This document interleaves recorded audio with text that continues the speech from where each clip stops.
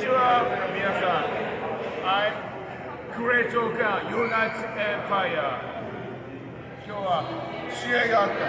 そして彼がエンパイアの応援してくれるってよ。みんな、ブローキンテーブルポッドキャストよろしく。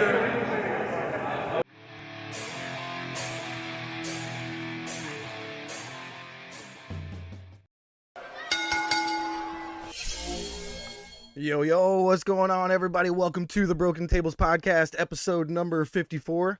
I am your host, Jeffrey Vegas, here with our Broken Predictions champion, as always, Rome. How are you doing tonight, Rome? You know, I was doing really good, and then, Jeff, you know, last week I gave you your props, and I'm also going to critique you when it's time to critique you. You know, you need to be a consummate professional and be ready to go live no matter how the show ends.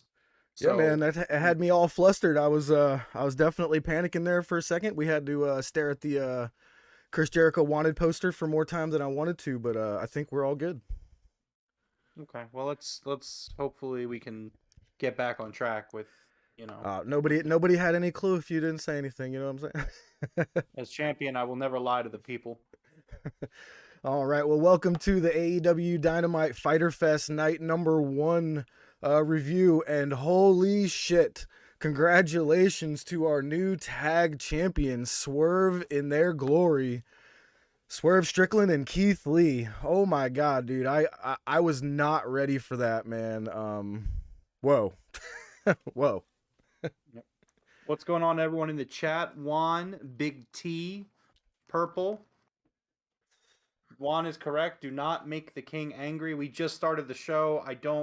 You know, it's been a good day. Thank you, Big T. Welcome, my friend.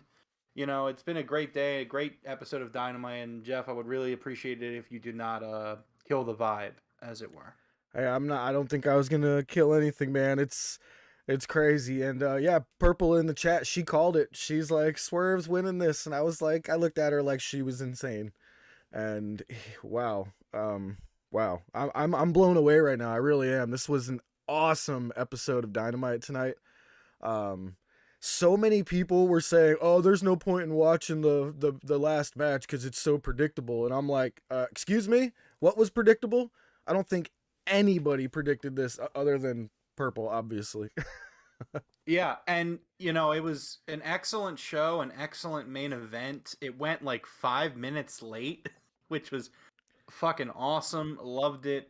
And yeah, a real shocker of a finish. I mean, I think that a lot of us were predicting this breakup coming with Keith Lee and Swerve Strickland, and we're going to talk about the main event when we get to it. But yeah, you know, definitely a shocking results to the main event. Yeah, absolutely. All right, let's see if I can get my bearings here, and well, let's get started with the Fyter Fest Night 1 review. Just real quick, Big T, you didn't watch the main event. You are doing yourself a disservice, dude. man. I hope you didn't watch like the whole thing and be like, well, I know who's winning this, so I'll catch it another time. So, hold on. So I don't want to start the show off like this, but I'm just going to do it. So here's the thing, Big T. This main event was a pay-per-view level fucking match that ended Dynamite tonight. Yeah. I don't want to spoil the end of the review, but goddamn, this shit was a 5-star match on free TV. Oh wow, absolutely. You should go back and watch it after the podcast is over. Absolutely. All right, so we started the night off with you know, the normal Dynamite graphic. They had added some extra stuff for Fyter Fest. I liked the new graphic. It looked cool. So yeah, new song though. I like the OG Dynamite song. I hope this is kind of a 1-week song. The song didn't, like, when the original Dynamite song comes on, I get fucking hype every single week without fail. This song did not do that for me. So hopefully it's just kind of a one-time thing. It felt kind of flat for an intro to a wrestling show, but we'll see what happens. Gotcha, I gotcha. So we start off with Orange Cassidy versus Wardlow right off the bat. Orange Cassidy comes out first with the Best Friends, who now have managers' licenses. Their lawyer Danhausen secured them some managers' licenses, so they were able to come to the ring this week. I love how they continued that. You know, they didn't even have to, and they did anyway. It's just great, man. I love AEW. Yeah. So here's a little fun fact before we kind of get really into it. Do you know that this was the first major wrestling show in Savannah, Georgia since a SmackDown taping in 2005? Wow, that's a long time. Yeah, I saw it on Twitter today and I was like, holy shit, man. That's kind of like WWE's got to like, I mean, it doesn't matter now because AEW's a thing, but man, WWE just does not tour very well. Yeah, But like, that's a long time. WWE, Wow. yeah, the last time WWE was in Georgia was 2005, and there was no other major promotion really traveling at the leading up to AEW. So it was just kind of AEW now doing their first show in Savannah, Georgia. Huh. Well, sucks to be WWE then, because they killed it tonight, man. They absolutely killed it here in Savannah, Georgia. So, this match, I'm kind of torn on how I should feel about it. I'm hoping that you're gonna throw some stuff at me that's gonna make me, decide one way or the other. But Okay. I'll start off. I don't think Orange Cassidy should have lasted this long against Wardlow, but that's exactly the look I thought you were gonna make, and that's exactly why I hope you're gonna talk me out of this. So I know Orange Cassidy is great. We all love Orange Cassidy, but with what they're trying to do with Wardlow, it felt like it should have been a match like the Luchasaurus match later on that we'll get to. But give me your take on this. Talk me out of this. Oh, I'm so mad at you. I'm so mad at you. No, I know my Hello, thoughts Ryan. are in a bad place. I know, That's why Ryan. I want you to. I don't know, Ryan. I don't know what I'm supposed to say to this man. Look, all right, here we go. Again, I don't want to make this like a regular thing. I like this as a little gimmick. It's cute, it's fun, and I don't want to overuse it, but like, God damn it, Jeff. Like, what do you mean you didn't like this match? Hold on. So No, hold on. I love the Let me- match. I love the match. But Well, you don't because you think Orange Cassidy should have lasted as long as Griff fucking Garrison did against No. Luchasaurus, which was about a minute. he should have That's what you lasted just said. longer than that. Definitely longer than that. But Hold on. Okay, and Lance is also saying this. So Yeah. here's my thing, right? Here's the thing you gotta understand. And this is why the match was booked perfectly. So the point of Orange Cassidy's character is that if this man put the effort into wrestling, he is skilled enough, he is good enough where he would be a world champion. yes, That is the point of Orange Cassidy's character. If you don't understand that point of his character, the point of his character is he's just fucking lazy. And he wants, like, if he were to, like, the meme of, like, Shaggy and, like, how Shaggy could, like, fucking decapitate Superman? It's like that. if Orange Cassidy gave 100% all the time, this man would go undefeated week in and week out. He would beat all of our favorites. He would be the top guy in the company. He would be unstoppable. That is the point of Orange Cassidy's character. If you don't understand that, now you do. Yeah. And the whole point of the character is that Orange Cassidy's biggest adversary will always be Orange Cassidy. It will always be him just being too goddamn lazy to win the big one. Yeah, and maybe someday he does win the big one. and I really hope so. Juan hit the nail on the head there. Like, I even remembered that. I was like, man, we were just talking about if he could be a world champ. And remember, I said no. I actually said no. So that's why. Yeah, we had a whole discussion. And here's the thing, Jeff. I think that you are just an Orange Cassidy hater. And that's fine. Absolutely not. I love me some Orange Cassidy. But I think I'm actually going to agree with what Miyaja just said. If it would have been a squash match, it would not have been as enjoyable as it was, which I did enjoy the match. I'm just saying, at the end of it, I was like, wow, he lasted a long time against Wardlow. So here's the thing. All right, so the joke's running a little thing because I have a whole point to make, so I'm going to put the mic back down. So with Orange Cassidy, if this match was a squash match, it would have made no sense because of Orange Cassidy's placement in the company and his star power. He should not get squashed by Wardlow. He should not lose quickly to Wardlow. I understand Wardlow's unstoppable, and that's why the booking of this match was perfect, because a good chunk of this match was drawn out using comedy, which I found hilarious. I loved the first 5 minutes of this match. I was extremely entertained. Oh, I love when he ripped his pockets out. That was great. Great spot. That was great. So that was great. And then it's just like, I love that before the match, best friends are like, we're gonna fucking cheat. Yeah. I forgot about like, that. I wrote that down. He's like, we're just gonna fucking cheat, man. Like Wardlow is a beast. We gotta beat this guy. Orange has got to win his first title. We're gonna cheat. And then so they do like the oldest heel shit in the book, where like Cassidy is like, oh my eye, and then Trent gets on the apron. He's ripping off the turnbuckle cover, and then in the meantime Chuck Taylor goes under the ring and fucking grabs a chainsaw, a goddamn chainsaw, Yeah. and slides in the ring, which Bryce Remsburg catches, and he ejects best friends. Now, fun fact, 2 minutes after, and I literally remember checking it because it came up on my phone, 2 minutes after he was ejected, Trent tweeted out, "This is fucking bullshit."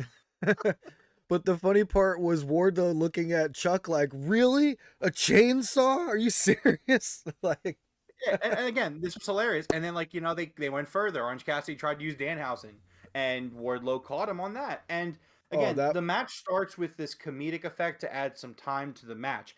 This match was booked perfectly in the sense that both guys came out looking strong.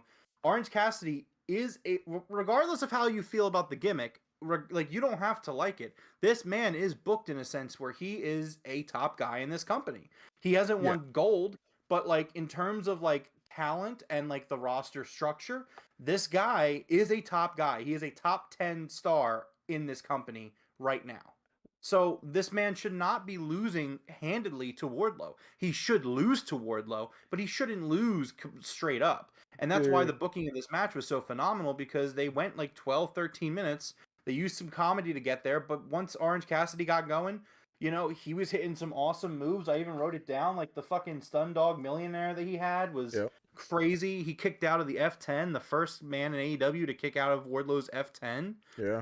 It's like this match, in my opinion, could not have gone any better. Everyone came out looking strong. It was entertaining. It was funny. Like you said, Wardlow ripped his pockets out, and then Orange Cassidy goes and puts his straps back on him. And Ryan in the chat saying, did you hear Orange Cassidy's pop on his entrance? And that was for both of them.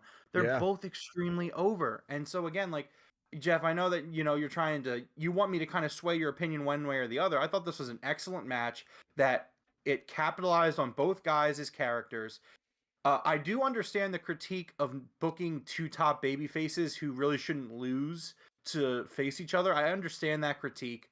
But at the end of the day, I think that Orange Cassidy came very close to winning, which makes Orange Cassidy look good because Wardlow's a monster. And Wardlow beat, a top guy who challenged him for his title. At the end of the match, both guys were baby faces. Wardlow picked him up. They fist bumped, and, on they went. And, again, like, Jeff, this Orange Cassidy hate needs to stop. Like, this man is on the fucking roll. If you look at this man's month that he had, the month of July and part of June, because of Forbidden Doors in June. But like, since Forbidden Door, since this man's returned, he has been on fire. And god damn it, you're gonna put some respect on his name. No, if I hear one more week, if I hear one more week of you saying, "Oh, Orange Cassidy, man, I don't know about this match, this show, man," like, I'm going to have to fire you the way I fired Forrest. I don't want to do that. I might start looking for your replacement already. I mean, guys I have in mind, Big T, Juan, Jordan. I think any of these guys could be a suitable replacement. So the Orange Cassidy slander needs to stop. If it doesn't, heads are gonna roll. I'm pretty much like Vince, man. I run the show. You can't fire me. You are. You know what you are. Like Vince McMahon. Okay. In that way only. Sure. That's right, Big T. Damn right. And like, this isn't even character. Hold on. This isn't even like heel room. I'm going to take the glasses off because I'm so fucking serious. I am so sick of some of these people on the internet, not just you, hating on Orange Cassidy. This guy is super entertaining. This guy is entertaining to the extreme. He has excellent wrestling matches. He's hilarious. Like, Jeff, the problem is that you're an old carny, just like the others, like Jim Cornette and all those guys. You're just an old carny, And that, an old carny. And that's the problem. The Big T, Jeff, never say you're like Vince McMahon. Right. Hey, at least he owns up to it. Anyways, so this match was excellent. Jeff did not like this match. I was super entertained with this match. I did not say that. I enjoyed the entire match. I just said that when it was said and done, I felt like Orange Cassidy got in too much offense. but you've talked me out of it. I remember he's had a match with Kenny Omega, you know, and all that stuff. So I actually Exactly. did enjoy the whole match. I loved all the spots. All The right, yeah. the Wardlow cartwheel out of the Hurricane Rana was one of the coolest Yeah. things I've seen in a long time. That Mhm. was really freaking cool. Like I And again, actually had to that's rewind it to see what just happened because I saw the and again, Hurricane that's Rana. the sorry. And again, that's the important thing to remember about this match is, at the end of the day, Wardlow did win as he should. Hmm. And yeah, it was an excellent match. It was funny. It was fun. It made both guys look great. Crowd was super into it. This is what you call a certified banger. Yeah, Like this I is enjoyed the whole match. Like I excellent. said, I just after it was said and done, I was like, man, I was like, should Wardlow have smashed him a little faster? You know, that's why I wanted your opinion. So I'm good on it. So I'm let good me on ask it. you this. So you would have had him beat Orange Cassidy more dominantly. Just slightly, like without taking as much damage from him. I don't see what the problem was. I mean, Orange Cassidy, he didn't get too much offense in, but he hit all his finishers and his signatures. Like, he was Yeah, going pretty all out there. it was fine. I'm already talked out of it. I'm good. I'm good. I thought Okay, it was a great okay, match. good, good, good. Glad, really glad. All right. So as you said, basically, Orange Cassidy went for I think it was going to be the third orange punch, and Wardlow catches him midair, hits him with one really good power bomb, pins him 1, 2, 3. Wardlow retains in a great match. It was a great match. Glad. Big T in the Let's see chat saying, here. speaking of Vince over the weekend, he ripped a guy a new a-hole pulling out of the WWE headquarters. I don't know if you read about that. My friend saw the whole thing go down jogging by the headquarters. Huh. No, Big T, I did not hear about Yeah, I didn't that. hear about that at all. That's odd. Ryan saying, if it had been competitive, it had been different. Orange Cassidy ran from him and slid a few moves, but got decimated at the end. Well, the thing is, Okay. I thought it was pretty competitive. I think that the idea of it was perfect. Is that you're right, Jeff, that Orange Cassidy should not be standing 100% toe to toe with Wardlow. And that's why they booked the match the way they did, because it wasn't 100% toe to toe. Like, yes, there Yeah. was a lot of shenanigans in this match with Orange Cassidy trying to win, but then it got to a point where Wardlow, being the dominant face champion that he is, he completely bypassed all of the bullshit that the best friends tried to do.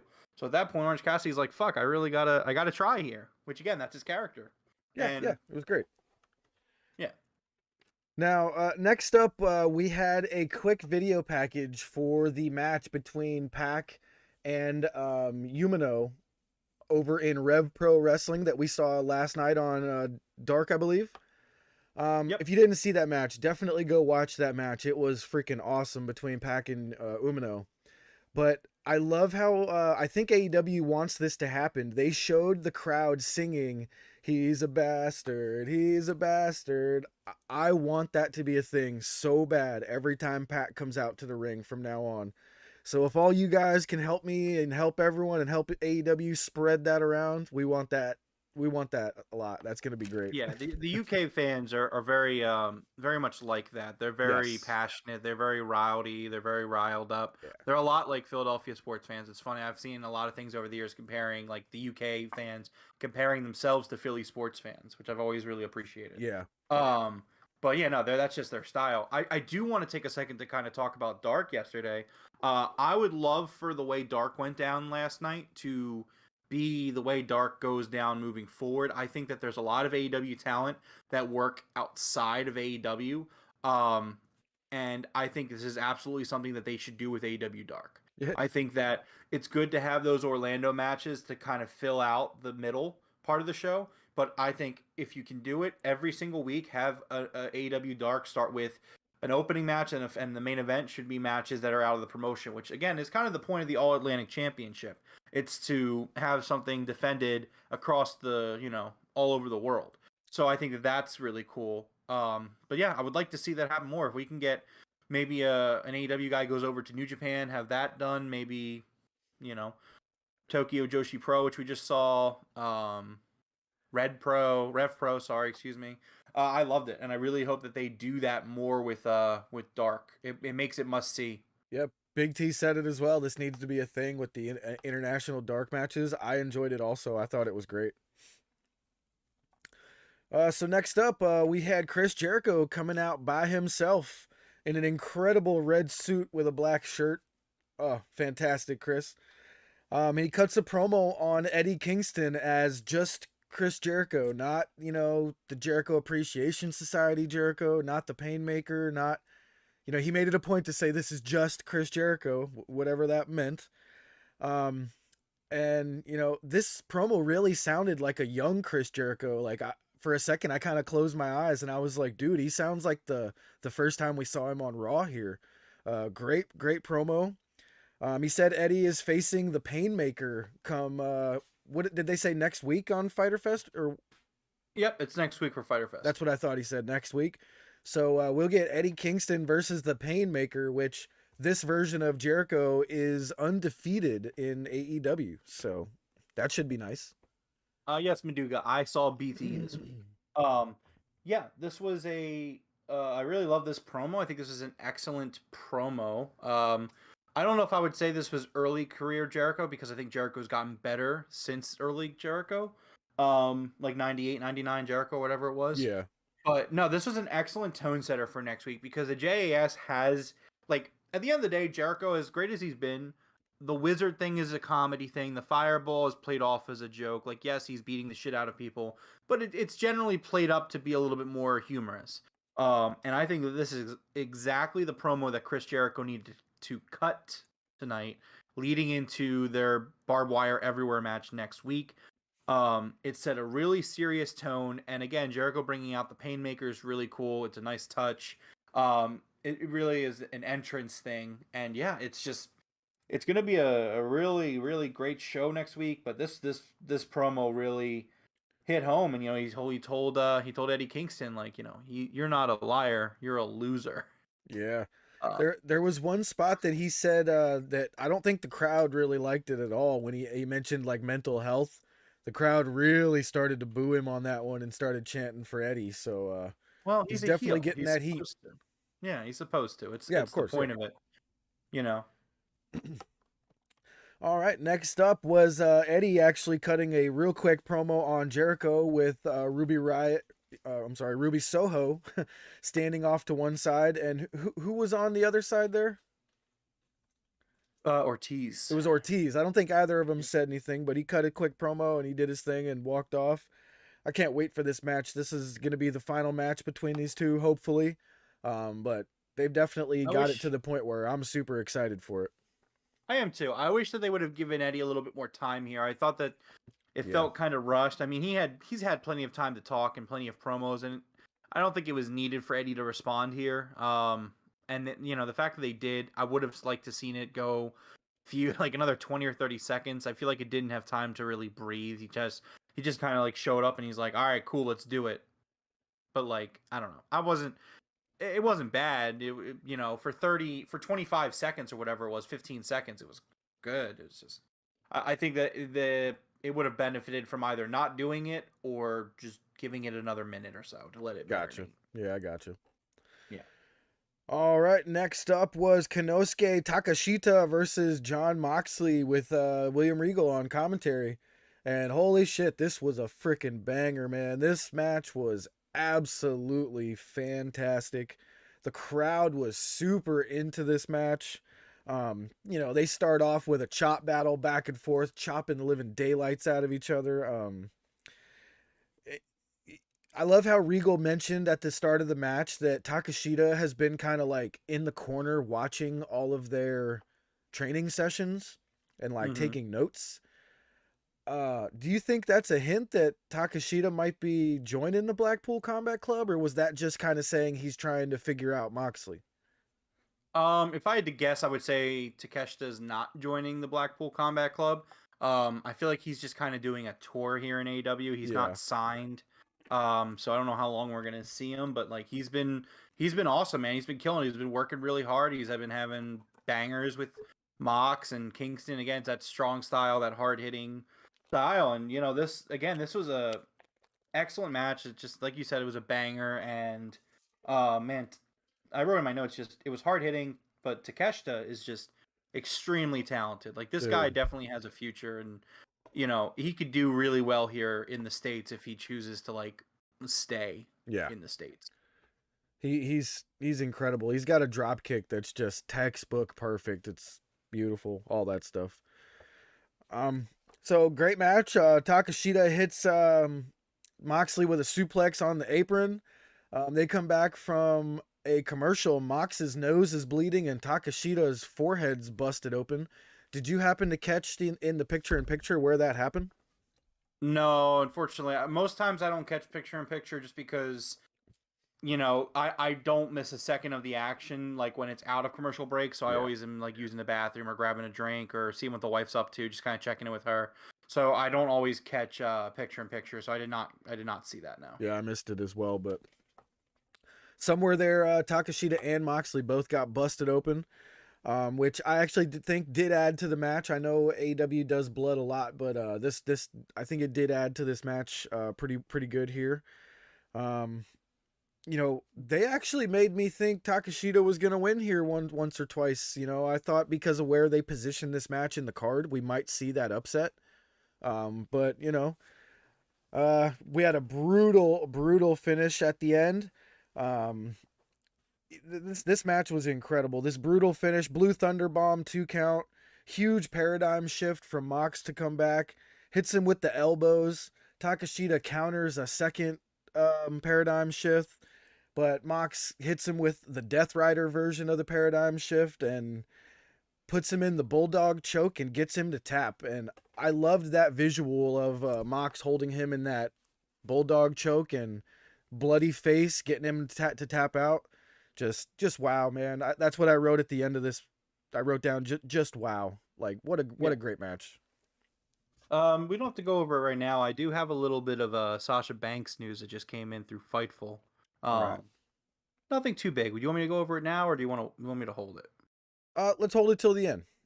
Okay. So yeah, man, this match was incredible. Mox gets the win. Yeah, I don't know what else to say about the match. It was just great. If you didn't get to see it tonight, guys, this is the one match I definitely recommend you guys seeing from tonight. So yeah, Big T in the chat saying he loves the idea of Mox defending the title, but they have to be extremely careful with this weekly thing. He gets injured. AEW in even more trouble than they are right now. I mean, he's not really getting. He's getting busted open. I mean, getting busted open is not anything new. I mean, he'll have a really. True. I don't think that they worry about stuff like that. Back in the day, guys would work weekly easily. There's no house shows and stuff like that going on with AEW, so it's one match a week. And another thing, I don't think that the AEW is not going to be scared of injuries. That's something that they're never going to do as a company. They have plenty of talent, and even if they were to run a little thin, like they're not going to run their shows that way. They want to put on good shows. They're not going to. They'll let people get healthy. They're not just going to throw people out there, but they're not going to. They're not going to compromise a good show. And honestly, I don't think if all of the performers, I don't think that they would be okay with that either. I have yet to see anybody in AEW phone in a performance, so I couldn't see that happening. Nope. All right.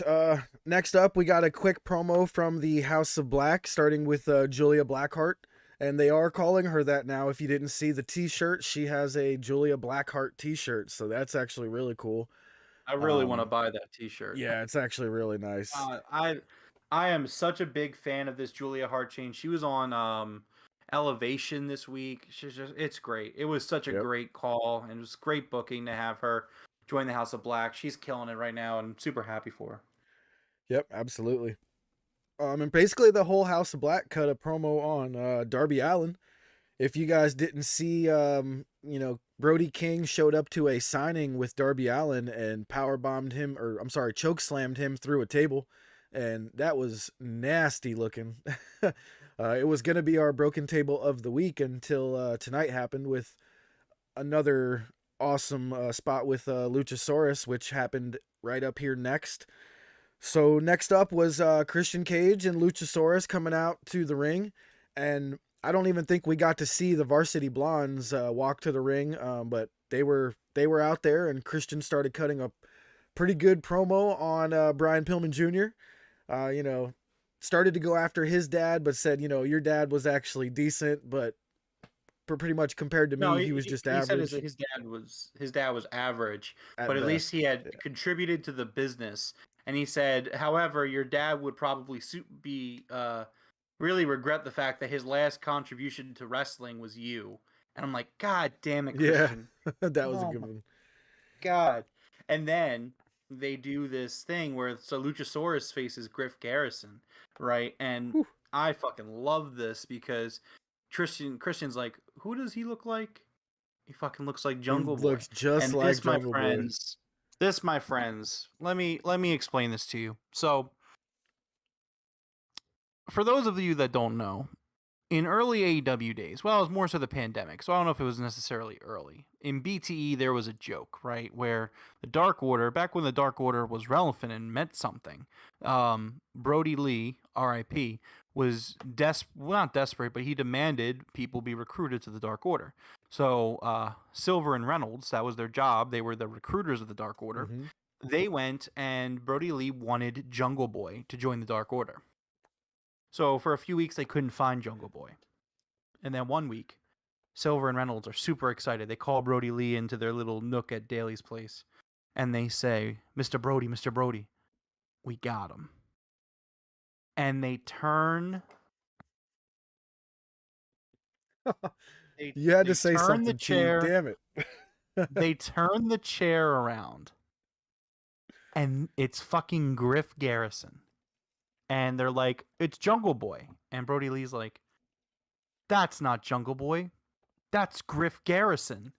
And John Silver, bless his heart, says, who the fuck is Griff Garrison? And there are certain lines that stick with a man, and that is a line that literally every single time I see Griff Garrison, every single goddamn time, I say, who the fuck is Griff Garrison?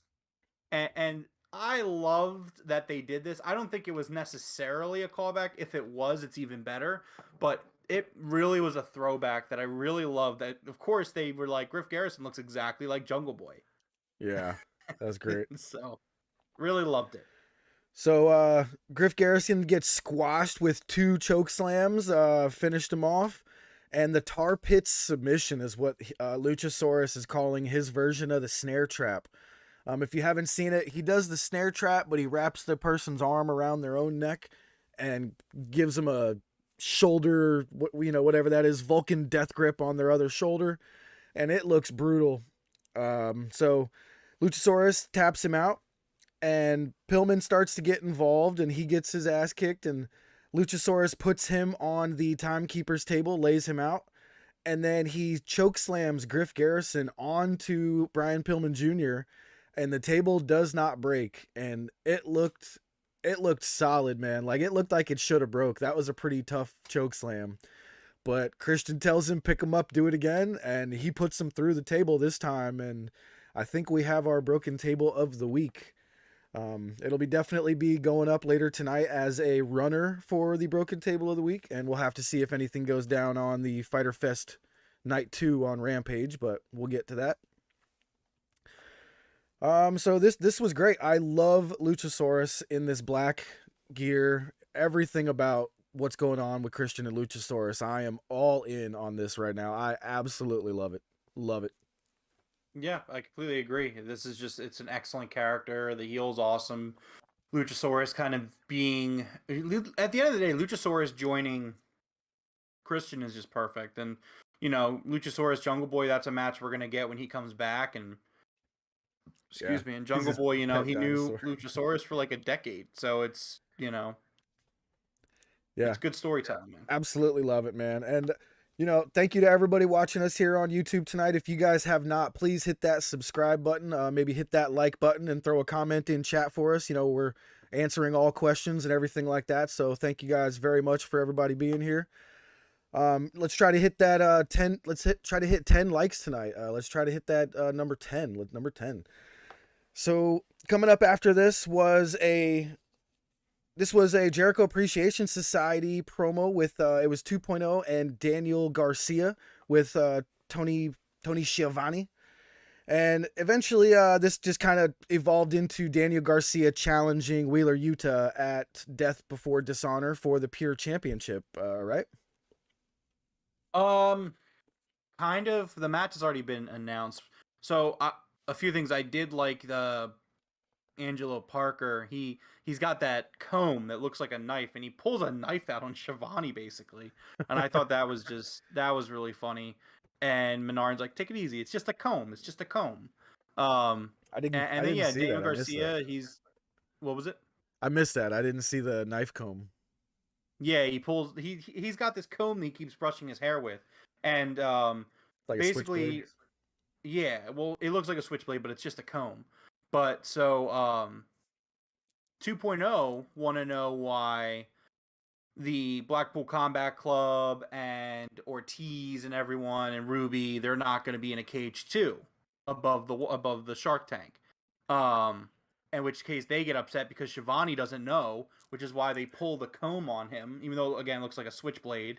Yeah. Which is just a really funny image. And so then they leave, and Daniel Garcia's there, and then he kind of talks about Wheeler Yuta a little bit more. Big T asking if there's an update on CM Punk. So I'll say that there's no words of an update. However, if you go back and watch the All Out promo, which is taking place in Chicago, September 4th, it does show CM Punk. Yes. So, which would align with my previous predictions that we will see CM Punk return it All Out. Yeah, and if you think about it, Tony waited to announce the date for All Out until after we know Punk is no longer on crutches. So I think he kind of waited for a doctor to give him an idea of like, yo, when is he supposed to be back? Like give me an idea. So I think they planned it around that.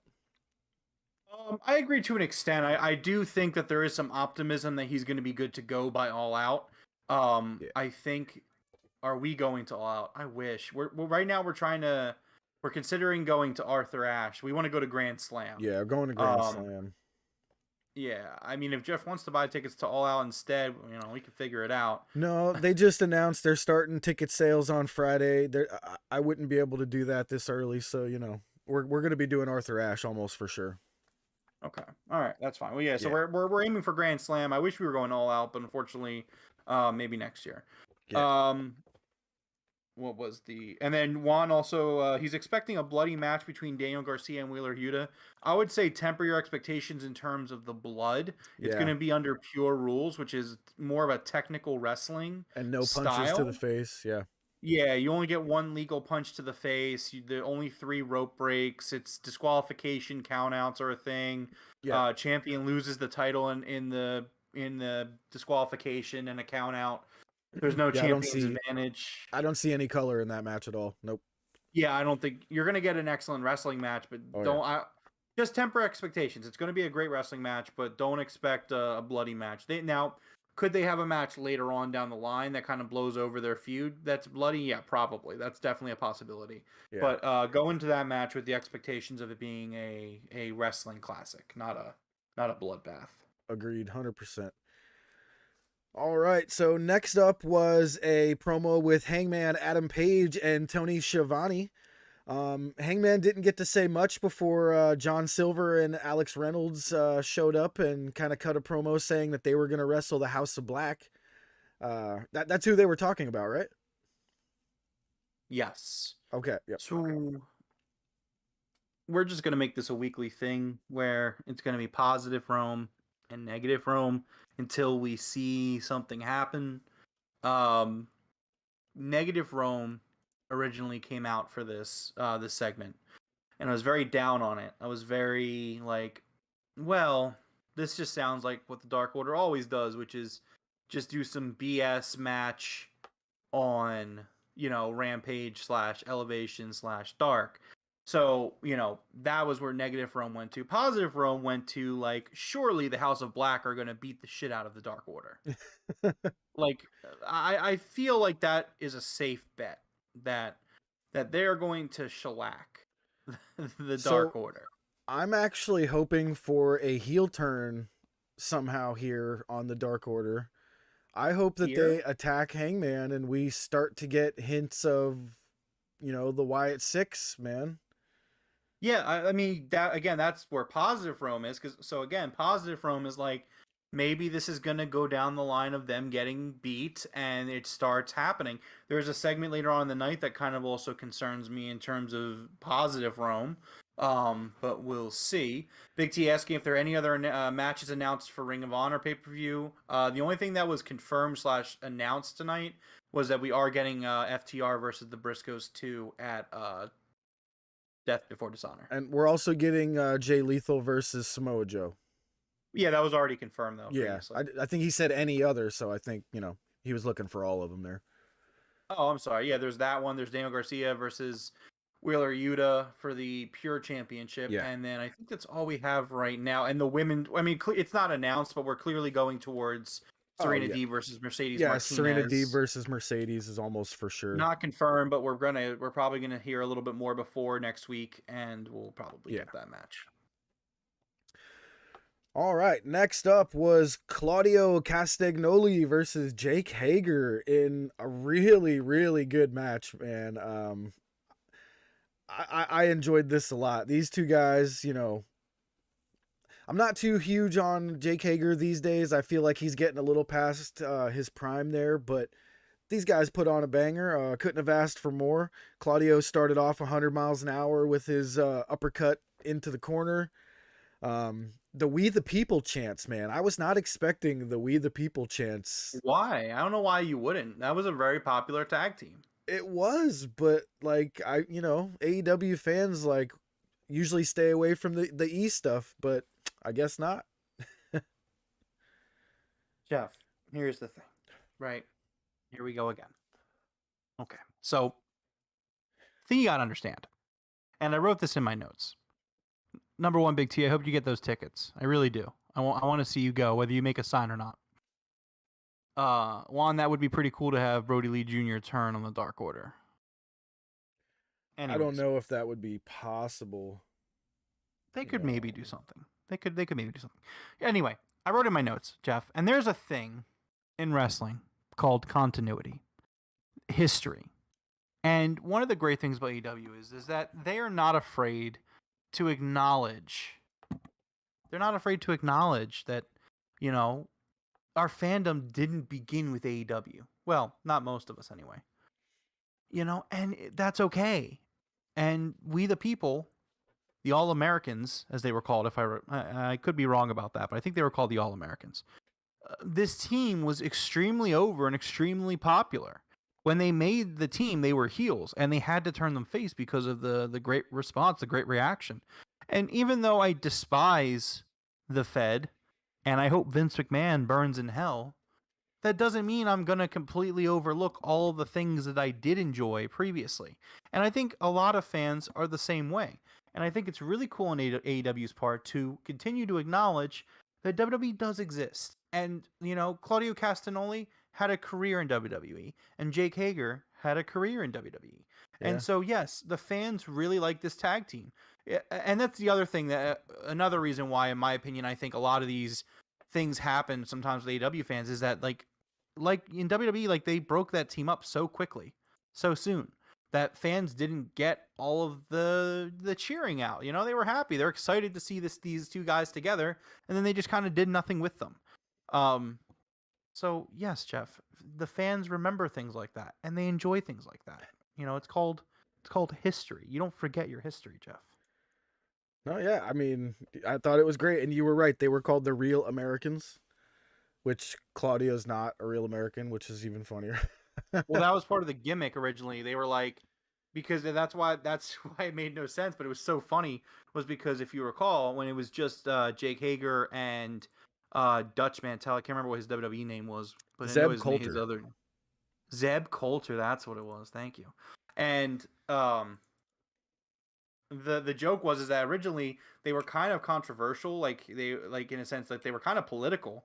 They were openly immigration's bad, and that's the problem with the country. It's all these immigrants coming in and stuff, and they took some political stances in the character. And then it was funny when at the time Cesaro joined the team, and they were like, "Oh, he got his citizenship. He did it the right way." yeah. I remember that. Okay. Yep. Yeah, and again, it's cool, and I love that the fans, AW fan base, like that, like that's my people, man. And I like if I was there, I also would have chanted "We the People," and I thought that it was really cool, and I really appreciated that, and I appreciate AEW mentioning it a few times. Like this wasn't like a quick one-off line. They were like, these guys were a tag team, and they're not a tag team anymore, and now they're here in No, AEW. yeah, I agree with what Big T says. Only no Strowman. I don't think we're gonna see Strowman in AEW. I don't think they touch him with a 10-foot pole as long as he's attached to whatever that other. I forget what it's called. Control your narrative. Yeah, control your narrative. All right, so Claudio wins this with a huge pop-up uppercut. Hits him with a Uranagi and what they called a Ricola bomb. It was a really cool power bomb where he crossed Hager's arms before he picked him up for the power bomb. Ricola bomb. I like it. Like the remember the cough drops. The Ricola. Yeah, I wonder if that was kind of the point of it. You forgot to mention Claudio does a 619 in this match. That was really fun. Yes, he did. He does a 619 in this match. I wrote in my notes that Claudio Castagnoli just fits here. He does. Like, again, like the fans are chanting "We the People," and he smiled. He appreciated that. He's going around. He's having such a great time. He's fist bumping the fans when he can. He's having excellent matches. He's doing great work, and it's really awesome to see. You want to see stuff like that. And Claudio has said in a few interviews already, like, he's like, yeah, I love it here. This is fucking awesome. And he just feels like he fits. He just feels like he fits in, like, to what AEW is. Completely and that's agree. really cool. Completely agree. So Claudio picks up the win. Great match. Nothing super special, nothing to write home about, but great match between the two. Nice reminiscing there, with their old tag team. And I think they had a match against each other a couple times in the E as well. So pretty good all around. Next up was one of Jake Hager's better matches. Yeah, I do agree with that. It was one of Jake Hager's better matches, but I think that was mostly on Claudio there. Yeah, well, it takes two to tango. Yeah, definitely, Big T. We could continue that in Discord for sure. Next up was something that, even though they've been doing this, it confused the hell out of me. Lexi Nair has an interview with Hook. She asks Hook, hey, do you think that you deserve a title shot? And he just looks at her and walks away, and that's it. And I'm just like, ugh. Why are you confused?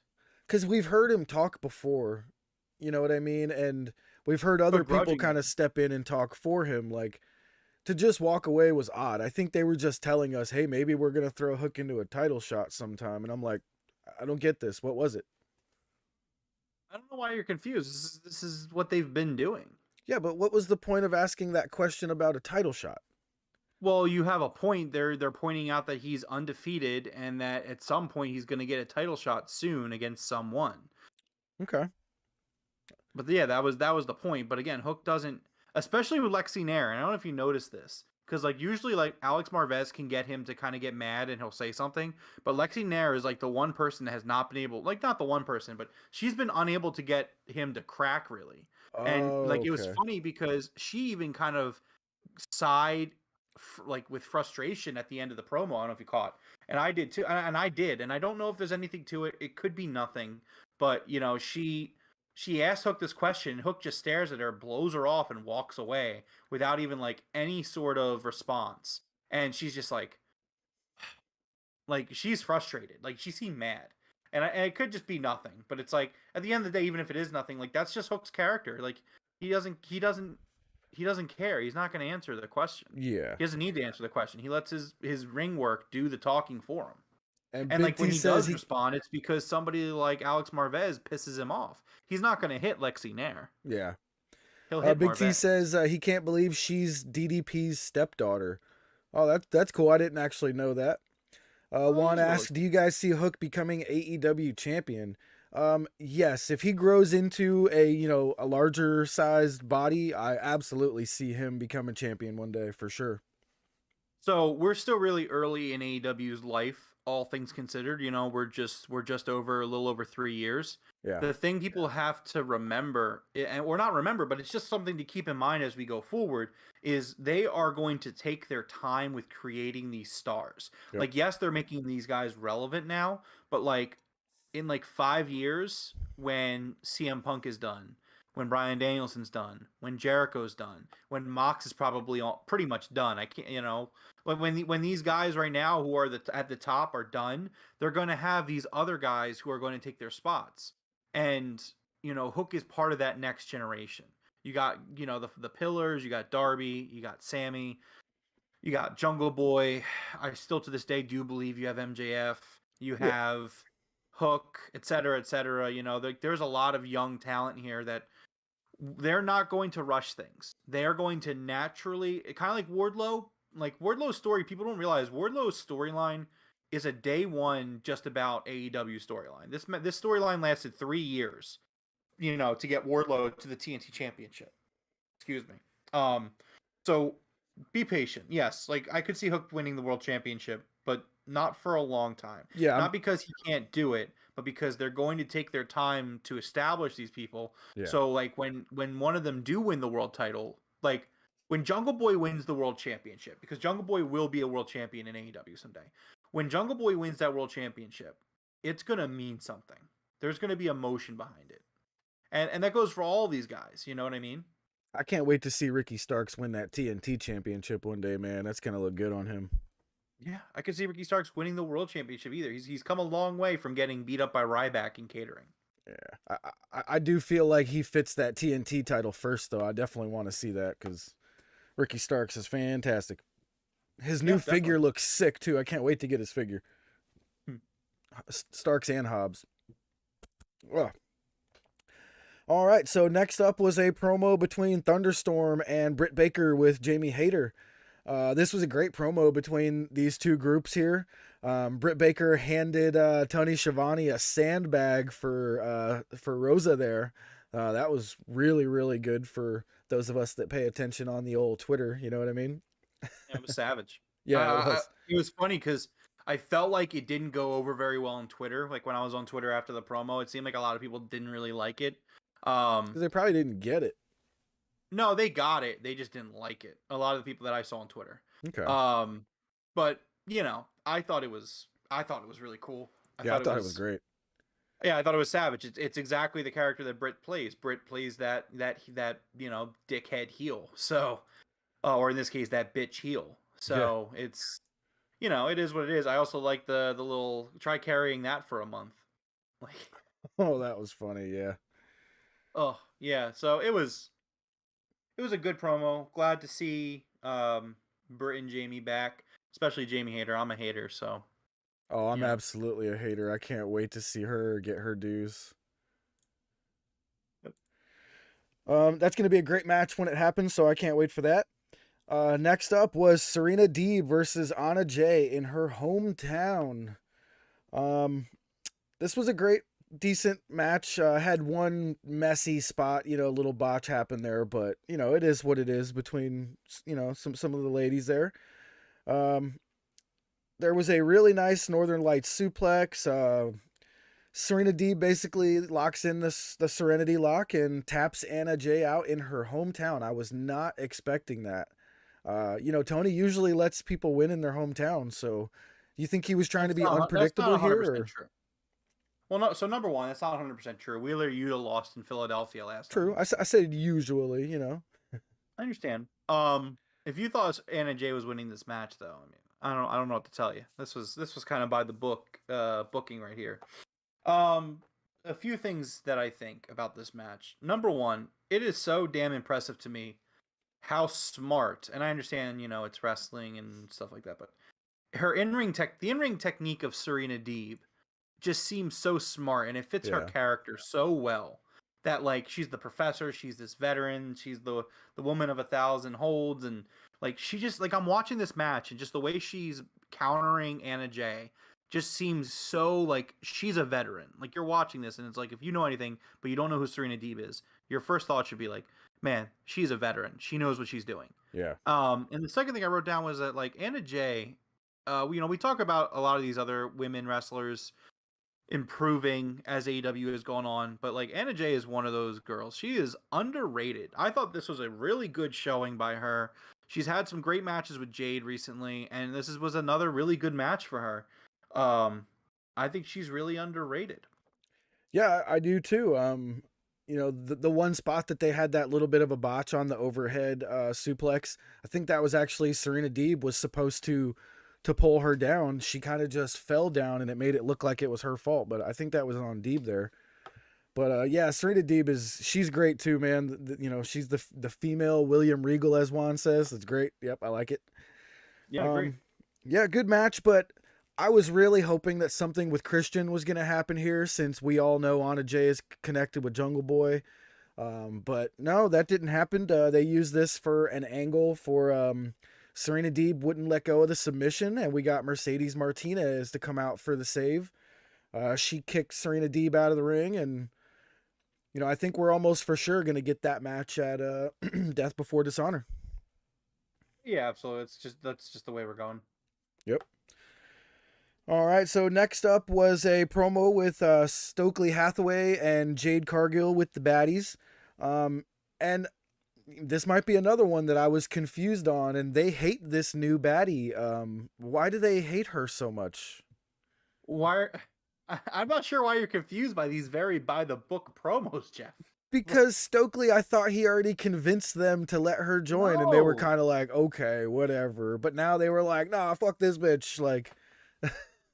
What do you mean? Last week we left them, they were like not on board, and Stokely's like, trust me, he's keeping it together, but very, very loosely. Like not even Layla Gray likes Stokely Hathaway. So it's like there is no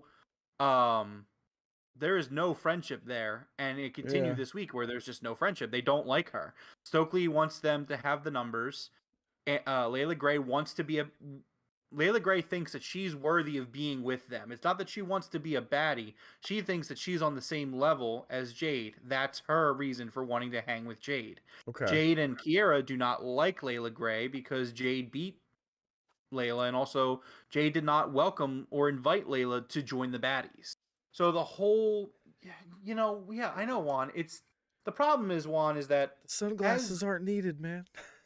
As the Broken Predictions champion, right? As your Broken Predictions champion, I watched the show. I'm what you call a smart fan. Okay, I'm not a smart, but I'm a smart fan, and it's just Jeff is really confused by these. They're not bad. They're just by the book promos. It's a natural progression of a storyline, Jeff. I know you're a Fed fan, and to you these things, you're used to like camera cuts every like 5 milliseconds, right, and stuff like that. And that's just generally what you're into. But here, like in pro wrestling and good pro wrestling, they're like we have progression. But so I'm a little confused as to your confusion with these promos. They're very, it's not bad. Like I don't want to use the word basic and it come off as bad. It's basic progression in a storyline in a promo. And that's what I think about this promo. I think it was a good promo. We're just continuing this storyline. We're leading more towards, Athena and Chris Statlander challenging Jade. We're getting there. I feel like we're trying to buy time till All Out. That's my personal opinion of what we're trying to do right now. I think we're still over a month out, so they're trying to figure out what they want to do. I'm going to assume that we're going to get Athena versus Jade within the next month or so, and then that'll set up for Chris Statlander versus Jade at All Out. That's what I think is going to happen. But no, I mean to ease your confusion, just look at it this way: things are not okay in the baddies. Red Velvet's hurt. Stokely Hathaway sees value in numbers, which he's not wrong. The numbers have led to Jade having success, which is why Layla Gray is part of the baddies. Jade and Kiera do not like Layla. Stokely likes Layla. Layla likes Jade. Layla does not like Stokely. So, question for you. So, with this progression here, do you think they're progressing towards her actually joining the baddies eventually, like her doing something to gain their trust? or do you think that they're just using her until Red Velvet comes back and then they're going to beat her up? Like, where do you think First it's of heading? all, well, so I'll say this. Thank you, Advogado. At least somebody understands. Respect. Thank you, Big T, for agreeing with me. It's why you're a former and still in the running for this week for Broken Predictions podcast fan of the week. Broken Tables podcast fan of the week. Anyways, yes, I do think, in my opinion, this leads to Layla Gray joining the baddies. Whether that means Okay. that they kick out Red Velvet or they kick out Hogan or they roll with a bigger squad, I don't know. I think there's a lot of possibilities there. But I do think that eventually Jade is going to allow Layla. Something's going to happen where Jade will be fine with Layla, being a baddie. Yeah, and Juan, I don't even know if I want to touch that, but it is what it is. That's all I'll say. Matters. I don't think it matters. I mean, I Yeah. don't look at it that way. So, I mean, for me, it's like, are you a good wrestler? Are you good at what you do? Okay, that's fine. Yeah. Oh, that's a good one there, Avocado. Could she possibly cost Jade her first loss and cost her the title and somehow join the other girls? We have a trios feud. Yeah, I agree. I think that is also a way they could go about it. I don't know 100% which way the story's going to go, but at least in terms of addressing poor old man Jeffrey's confusion, that it's just a storyline, it's progression of the storyline. There is a lot of mistrust in the baddies right now. Let's just leave it at that. Yeah, for sure. All right. Let's see here. Next up was Jay Lethal showing up on the commentary table and like picking up the microphone from a headset to cut a promo. I actually really liked this. It was something super different. I'm not sure I've ever seen somebody cut a promo in AEW by running over and grabbing the mic like that. Has anybody done that? Yeah, it's happened a few times. Okay. It felt really refreshing for me instead of just cutting Yeah, a promo in the ring or like backstage. Yeah. Yeah, definitely. They've done it before. Kind of sucked because it seemed like the headset had some technical difficulties. But yeah, no, I think this was good. We're leading up towards Death Before Dishonor, which is great. It's really cool.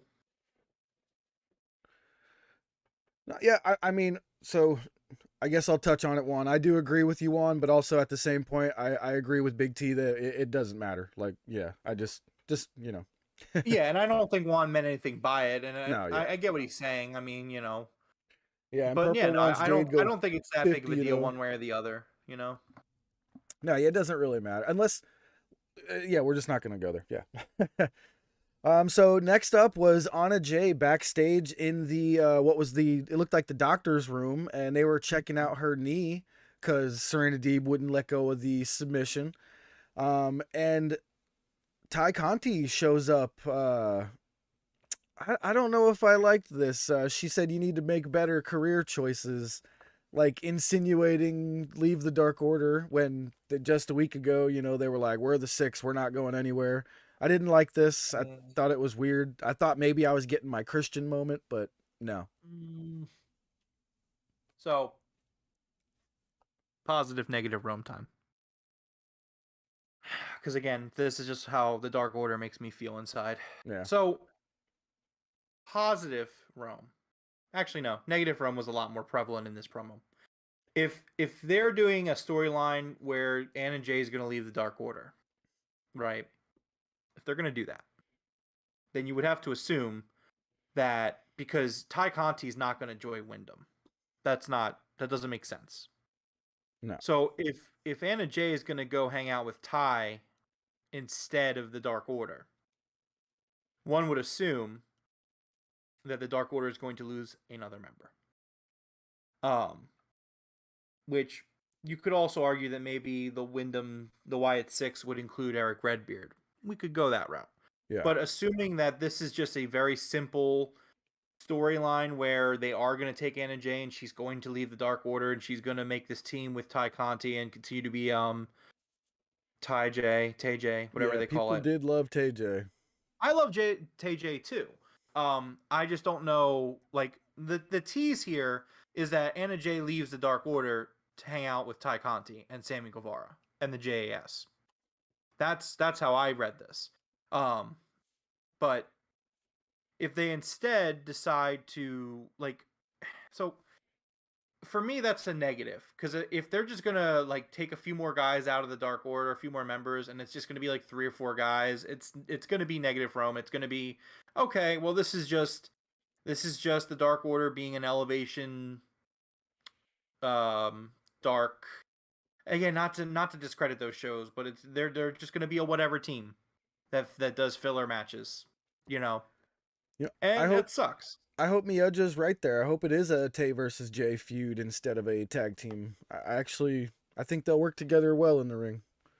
Well, then, so here's my other problem with that also is that, if the idea is Wyndham is coming soon to, take over the Dark Order, I don't know, because here's the thing. If Wyndham takes over the Dark Order, people are going to cheer Wyndham, and people are going to cheer the Dark Order.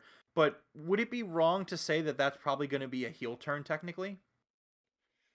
Yeah. Because then at that point you're doing a heel Ty versus a heel Jay.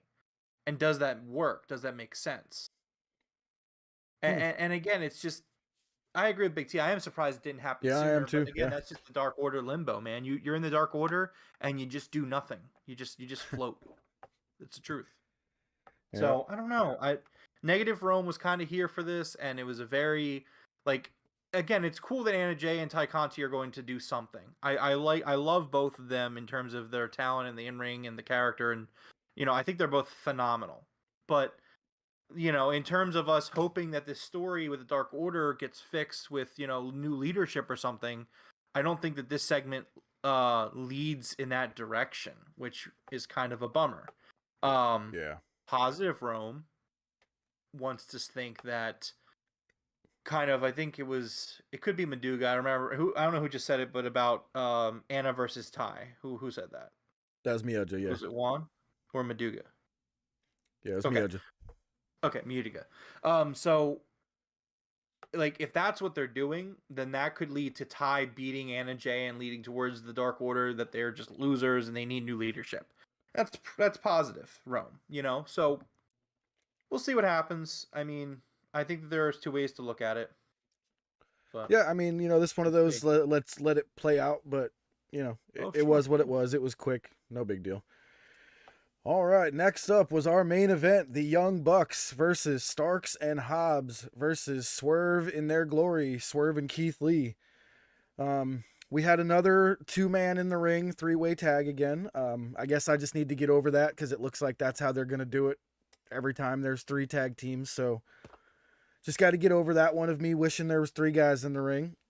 Well, so I wrote in my notes, I don't care how much of a banger this match is, I'm always going to say that the rule is stupid. It should be 3 legal guys in the ring. Yeah. Bottom line. Point blank. That's how I feel too, but it looks like they're sticking firm to it at the moment. So it was what it was, and it was a banger. This match was absolutely freaking fantastic. And there was a spot with Keith Lee right at the beginning where he did a jumping, spinning roundhouse kick towards Matt Jackson. That looked crazy good, how fast and how high he got with this kick. And Matt, scared out of his boots, tagged out to his brother Nick. And then Nick and Lee had a crazy back and forth. This match was incredible, man. Just everybody got to do all their spots. Everybody got to look incredible. This match was unreal. And I agree with Juan. This is way better than the 3-way tag team title match at Forbidden Door. This is absolutely better. Also, just to kind of open up on this, thoughts and prayers to Keith Lee, who is dealing with some personal stuff this week. Don't know what it is, but it was talked about a little bit. He tweeted about it, and Tony Khan was asked about it on Busted Open, and he said that it wasn't his place to talk about it. So whatever Keith Lee's going through, just wanted to send some positive vibes that way. Yeah, for sure. Yeah, he said that the match was for his brothers, so hopefully everything's okay over there. Gotcha. This match was just fucking crazy. Between Nick Jackson and Swerve going at it and just them flipping around, jumping around, and then we get Nick Jackson and and Ricky Starks, and like that was crazy. They were both on the ropes while he's like, "What are you doing here? What are you doing here?" um, I thought that was just awesome. There's just so much goddamn talent in this match. There was, man. It was incredible. The massive frog splash from Powerhouse Hobbs. I think they call it a bullfrog splash. Dude, I wouldn't want to take that for anything. That was huge. Huge cutter by Ricky Starks to swerve off the shoulders of Hobbs. That was awesome. I mean, there were so many amazing spots in this. And I think earlier I said if you were going to watch one match that was the Moxley Takeshita, I think I'm changing my mind and I'm going to say this match is the one. If you're going to watch one match, watch the main event. This was absolutely insane. Really, really pay-per-view quality match. I think you said it at the beginning, man. Like 100%. Absolutely. So towards the end here, after, everybody gets to do all their stuff, we get a crazy finisher mania is what I call it. Just everybody hitting their finishers. Hobbs hits the spine buster to everybody. And then out of nowhere, Keith Lee and Swerve clear the ring and they hit the Swerve in their glory on Ricky. It was on Ricky Starks, right? Yep.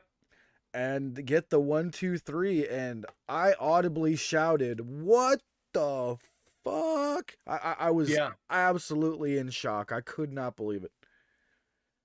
Yeah, I was also really surprised by this. It was an excellent match, and I couldn't believe it. I was shocked. And again, man, this is why you watch the show. I know Big T didn't watch the match. He joined we started the podcast tonight, and Big T's there were new tag champions. He's like, wait, mind what? blown. Yeah, and it's just, man, it was crazy. It was absolutely crazy. It was an excellent match with a really surprising ending, and at the end of the day, that makes for great television because Swerve and Keith Lee are an excellent tag team. We were teasing this breakup, and we're not getting the breakups, at least any time too soon. I mean, you'd have to think. So we'll see what happens. But yeah, I mean, it's well-deserved win. The Bucks didn't take the pin. Very intriguing. It's very intriguing having the Bucks lose the title. Their titles. I don't know where we go from here because again, I viewed this as kind of a winner take all situation at All Out, where the Bucks were gonna face FTR for a third time, and it was gonna be all titles on the line. But doesn't seem to be the case right now. So, yeah, I don't know, but it's a great swerve, pun intended. So happy for Swerve and Keith Lee. It's funny. It's funny. His name is Swerve. And I feel like I got swerved in this match, man. This was one of those. If we were doing a prediction show, I think we all would have predicted the Young Bucks. I don't think anybody would have chose anyone else. Right, and I'll say this. I do think that if we were friends still, I think Forrest probably really would have enjoyed this match. Which ruins the match a little bit for me because the guy is just a sore winner, sore loser, however you want to look at it. I'm sure wherever he is, on the World Wide Web, he probably enjoyed that match quite a bit. But, fuck him. Yeah. And, there's been some tweets by Dax Harwood going around about the Bucks, ducking. Thank you, Big T. About the Bucks ducking them, and all of a sudden we get a title change tonight. I'm wondering if the Bucks didn't want to, lose the titles to FDR. No, I don't think that. I don't think that the Bucks are. I don't think the Bucks are about or not willing to do business. That doesn't sound like the Young Bucks, at least in my opinion. No, I think they're tying it into the storyline. I don't think it's like true or anything. You know what I mean? But. It does look like they're still ducking them, because they're not going to have the titles anymore. And how are they going to have a match against them? Are they going to do like a number one contenders maybe between the two? Or I don't know, because again, I still do think the money match is having FTR versus the Bucks for all the titles on the line, unless they want to push that down the road till November. But are all these other companies okay with FTR holding on to their belts for that long?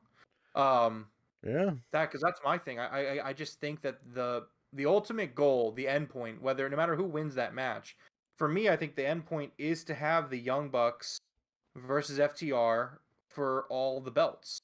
It's got to happen sometime. Right? It's just, I don't know. It was very weird to take the tag titles out of that equation off the Young Bucks. Now, also, this could lead, looking at it in other ways, I have predicted the Elite Civil War, and this could be the next part of that, where it's like all their friends are gone. Now they lost the tag titles. Could this be setting up for a Kenny Omega return? That's definitely a possibility. But Big T saying Briscoes haven't been officially locked in for the tag match against FTR. No, they have been. We're almost they've announced the match. Yeah, the Briscoes accepted over the weekend, and then they announced it officially today. So it is locked in. Yeah. That would be crazy if FTR showed up and made that the match for all the titles, but they would have to take the titles off of Swerve soon.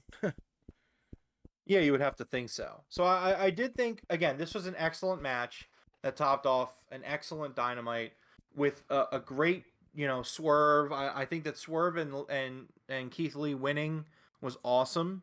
Oh yeah. But I mean, yeah, the question is, like, where do we go from here? It's very interesting. Yeah, I mean, hopefully we get some really cool can they coexist storylines between Swerve and Lee. Or, but I'm super happy that they did this tonight. I was so blown away that it had me startled for the start of the stream and everything. Like, this was a great match, great finish. I was shocked. Yep. So, that was Dynamite, man. New tag team champions. Congratulations to Swerve and Keith Lee. May we all swerve in their glory. So, what did we get announced for Rampage this week? All right. Well, Night 2. This Friday on Rampage, we have Night 2 of 4 for Fyter Fest. We have the Ring of Honor World Championship. Jonathan Gresham defending against Lee Moriarty. Okay. We will hear from the Gun Club as they explain their actions last week when they, turned on the Acclaimed. We will also get Private Party versus the Lucha Bros. Yay, Private Party. You're just mad because they beat the shit out of Bear Country. I am very upset that Bear Country lost to Private Party. Now, it was not shown in the graphic, but it was announced earlier in the night that we will be getting a tag match between the House of Black and John Silver and Alex Reynolds. No, Juan. That was supposed to be announced on Friday. Rome got a little ahead of himself that last week, but still, Look, as champion, I know what I'm talking about. If it's a lock, it's a lock, and it was a lock on Wednesday. So, Mr. I post the broken table of the week video on Wednesday. I saw the video that you posted last Wednesday. It didn't say contender. It said it was the broken table of the week. It said seek. They seek out the broken table of the week. It said the title of the video was broken table of the week. Okay, for like the first couple of hours, you are correct. I changed it later. I don't recall it changing. Anyway, it has been changed for sure. Well, I think I changed it back now, actually. Damn it. Whatever. Anyways, so that's Rampage. That is Night 2 of Fyter Fest. We have for Dynamite next week, which is Night 3 of Fyter Fest. We have Eddie Kingston versus the Painmaker Chris Jericho in a barbed wire everywhere match. They changed the name of the match. Originally, it was called a barbed wire death match. Yeah. Now it is a barbed wire everywhere match, with a stipulation that the JAS will be suspended in a cage above a shark tank. Now, another thing that happened that was funny was Matt Menard and Angela Parker were talking, and they're like, earlier tonight when they threatened Tony Schiavone, and they're like, we've had enough of cages. How high is the cage going to be? How high? Schiavone's like, I don't know. And that's why they got mad. It was really funny. Because they're like, we're sick of these fucking cages. Yeah, that was great. We will also have the Varsity Blondes versus Christian Cage and Luchasaurus And then we also have Darby Allin versus Brody King announced for next week. All right, that's gonna be a good match right there. I can't wait to see Darby versus Brody. Yeah, I think it's going to be an all in it's going to be a really great show on Friday. It's going to be a really great show next week on Wednesday. I made the wife promise that she's going to watch the main event next week before she knew what it was. So that's going to be fun. I don't know if she's Nice. actually going to do it. I don't think she's actually going to do it, but we'll see. We'll see. And Big T's right. It's like this match is so intriguing. It's going to be crazy. I'm so interested in this as well. Like normally people try to get out of the cages, so like I can't wait to see somebody climbing on the outside of the cage, trying not to fall in the shark tank or something. It's gonna be great. I can't wait to see this Shark Tank. Like, where are they going to put a goddamn Shark Tank? Like, is it going to be like? I would assume it's going to be like up by the stage. Yeah, I'm not so sure about the shark tank part. I haven't really heard them what say kind of it, sharks? What kind of sharks are we talking here? Like, are we talking like great white or like what are we talking here? It's gonna for be like sharks? Ace Ventura style. That's what I like. I just don't know. I'm so intrigued by this entire thing. I'm so down for this. Like, I'm so ready. Like, let's fucking go. I'm excited for it. That's not Snowflake. That is not Snowflake. All right, so that does it for what we know so far for next week. You mentioned some Sasha news. What did you get there on the words from Sasha? Yes, folks. As you may or may not have heard today, so Sasha Banks announced her first post WWE appearance. It is a signing at C2E2. Now, when this originally broke, it was highly discussed on, what about a no-compete clause? Like, how is she doing this? Because C2E2 is early August, which could imply that she does not have a 90-day. Shortly after we went on the air here at the Broken Tables podcast, we got a news bulletin in saying that the move, so Mercedes Vardano, made headlines when she was announced for C2E2 this week. The move prompted many wrestling conventions to reach out to the performer, also known as Sasha Banks, with them noting that it couldn't happen until 2023. Fightful, this is through Fightful, also reached out to other convention organizers who confirmed they reached out to her reps and were quoted a firm specific rate.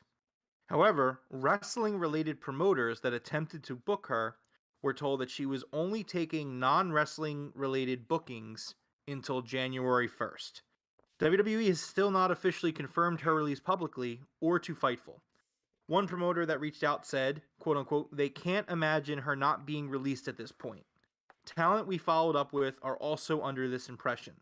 Still, from an official capacity, nothing has changed. However, as I said, so wrestling promotions, indies and whatnot have reached out to Sasha or Mercedes for booking, and she's informed them that she is not taking any in-ring bookings until January 1st. Damn. That's not necessarily a tell-all. No, it could easily be to throw everything off. So, because Fightful was not told if not accepting the wrestling-related bookings is a personal preference or tied to something contractual. But they have exhausted their sources to find out. So, I felt like this was worth talking about because the C2E2 stuff to begin with broke some news today and people were talking about it. I think that it's definitely worth talking about. Oh, yeah. It's a very specific date, January 1st. It does lead me to believe that it feels like a little bit of a red herring. I would assume that she's probably available whenever, to be honest. I mean, looking at it realistically, WWE doesn't have a say on her making this appearance at C2E2 in literally less than a month. So you have to assume that there is no 90-day. You just have to assume that. I mean, could there be something that we don't know about? Sure, but I don't know. I feel pretty good about it. I would say keep eyes on All Out. That seems to be a popular show for them to have debuts at. So, let's keep that in mind. Yeah, for sure. Absolutely. All right. Any other news in the wrestling world? that you got for us? Huh. You know, I feel like I might have had something else, but it's escaping me at the moment. Yeah. Just Big T saying he might have to go skip the Ring of Honor pay-per-view and go to All Out. yeah. Again, I do believe that CM Punk's going to be at All Out wrestling Jon Moxley. I do believe that that's the main event. I mean, don't take my word for it. I don't have any source. I'm just using common sense and just kind of the vibe of the situation. It is worth noting that in that promotional material, the last guy you see on that promotional material for All Out is CM Punk. So, Yep. I don't know. Something to keep in mind. We shall see. I definitely would like to go to that one, but another trip to Chicago, you know, maybe next year. We'll see. Yeah, Big T, I would probably shut down if I met CM Punk. Like, Oh yeah. I wouldn't be able to function. I'd You be just like, freeze up. I'd be like, you know what? I would literally say this. I would say, I know I sound like some stupid internet wrestling fan, but like, you're my favorite wrestler of all time, and you're my fucking hero. Oh, he's Big gonna T be at saying- C2E2. Oh, where's C2E2 at? I don't know. Jeff, look it up. Big T knows he's talking about it. Where is it, Big T? Where's it at? Big T, where's Big T, my man? Where's C2E2 at? I feel like it's in New York. I have not met any rude pro wrestlers at all. Never met a rude one. And the nicest one I met is easily Adam Cole, baby. Yeah, I've only met two. Well, I actually do know a third pro wrestler. Like I know a guy that's currently is a pro wrestler. He's still early. He's starting out, but I've met two successful pro wrestlers so far, and one of them is a fucking traitor and a backstabber. So you know, Kip Sabian is the nicest pro wrestler I've ever met. Oh, there we go. Okay. Because the other guy is a fucking. He's the disingenuous.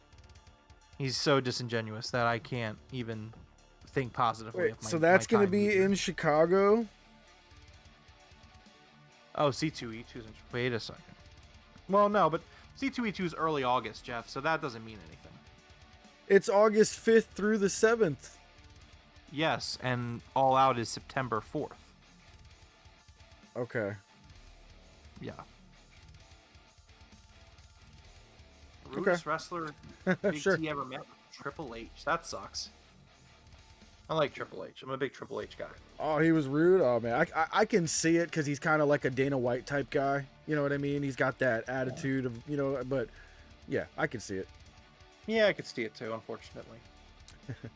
Meet up? There's no way I'm driving all the way to Chicago again this fast. No way. Yeah, I would say I would want to, but yeah, it's kind But of rough. Arthur Ashe for Grand Slam. Can definitely do a Yeah. meet up there if anybody's in that area. Yeah, I think the odds are very high that we're going to be at Arthur Ashe. He was a prick. All right. Like I said, I can see it. He has, you know, I can see it. Man, what can you do? But all right, man, you want to close us out for the night? Absolutely. This has been episode 54 of the Broken Tables podcast. If you enjoyed this episode, please consider giving us a like and subscribe or a follow, depending on where you find us. Thank you for listening to us on YouTube, Spotify, Amazon Music, Google Podcasts, and Anchor. You can follow us on Twitter at Broken Table Show. You can follow me on Twitter at XGamerForLifeX, right below me on the screen. You can follow us on Facebook and Instagram at the Broken Tables Podcast.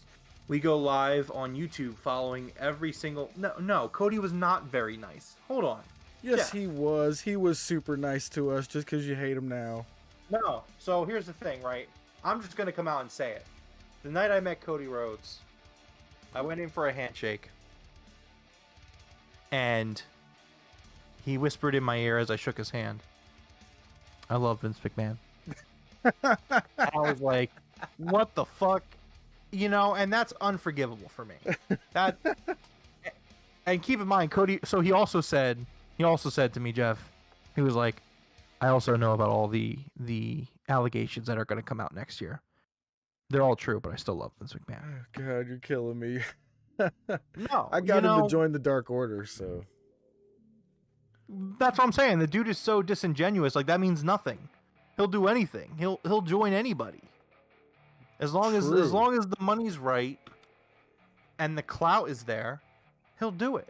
So no, I'm not going to say that meeting Cody Rhodes in hindsight, he's the nicest guy I ever met, because he was just being fucking fake. That's not being nice.